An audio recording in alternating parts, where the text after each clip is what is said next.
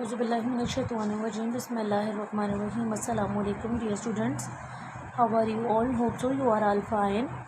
Students, today we will discuss about chapter number 2 और chapter number 11 homeostasis. 10th class का chapter number 11 आप कह सकते हैं. बुक का चैप्टर नंबर 2 है. ठीक है, होम्योस्टेसिस इसको हम लोग डिस्कस करते हैं जी. होम्योस्टेसिस क्या है? चैप्टर का नाम सबसे पहले जो है इसको मैं डिफ़ाइन करूँगी. चैप्टर का नाम जो है बच्चे होम्योस्टेसिस. होम्योस्टेसिस किसको कहते हैं? होम्योस्टेसिस का मतलब है मेन, अगर इसके हम मीनिंग की बात करें तो होम्योस्टेसिस का मतलब होता है maintenance of the internal conditions of the body.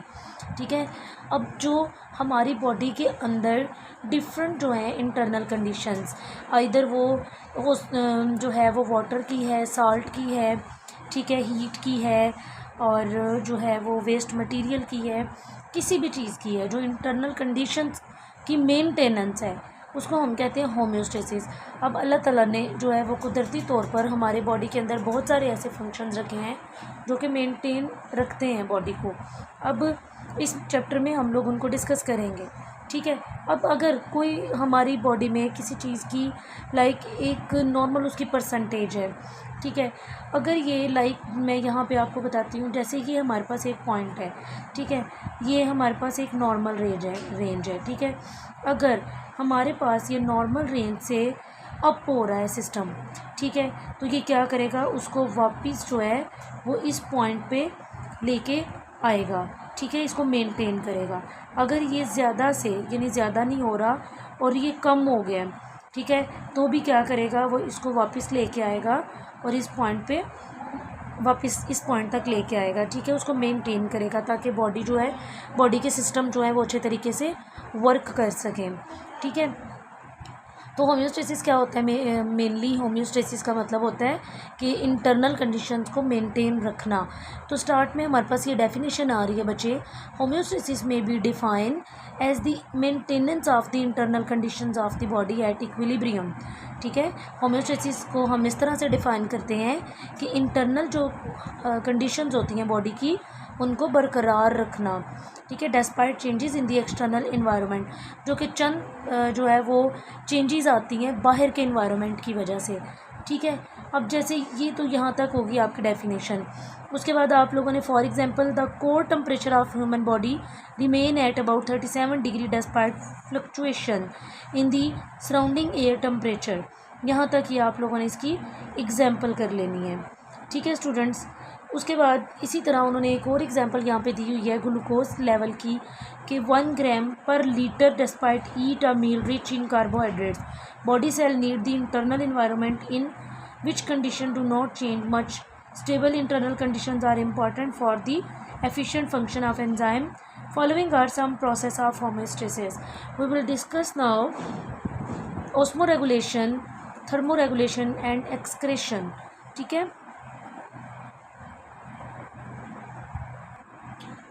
Ji. Osmoregulation. Osmo mean water, याद रखना आपने, ओस्मो मीन वाटर. ठीक है, एंड रेगुलेशन मीन रेगुलेट करना. अब हमारे बॉडी के अंदर जो है वो पानी और नमकियात को, वाटर एंड साल्ट्स को मेंटेन करना इस क्या कहलाएगा? Osmo regulation. द मेंटेनेंस, तो बेटे ये बहुत इजी डेफिनेशंस हैं, ये आपको भी याद हो जानी चाहिए. The maintenance of the amount of water and salts in body fluids is called osmo regulation. अब जो है वो द मेंटेनेंस या it is the maintenance of भी कह सकते हैं. ठीक है, आगे इसकी एग्जांपल में ब्लड एंड टिश्यू फ्लूइड आ जाता है. ठीक है, we know that the relative amount of water and salts in body fluids are inside cells control the process of diffusion and osmosis which are the essential for the function of cell. यहाँ तक इसकी example है, यहाँ तक इसकी जो है वो डेफिनेशन थी. क्लियर. उसके बाद आ जाता है हमारे पास बेटे thermoregulation. Therm means heat. और अब आपको समझ आ गई होगी कि यहाँ पे किसकी मेंटेनेंस की बात की जा रही है. जी स्टूडेंट्स, बिल्कुल यहाँ पे टेम्परेचर की बात की जा रही है, हीट की बात की जा रही है. ठीक है, the maintenance of internal body temperature is called thermoregulation. The enzyme of body work best at a particular temperature. Any change in body temperature may affect the function of enzyme.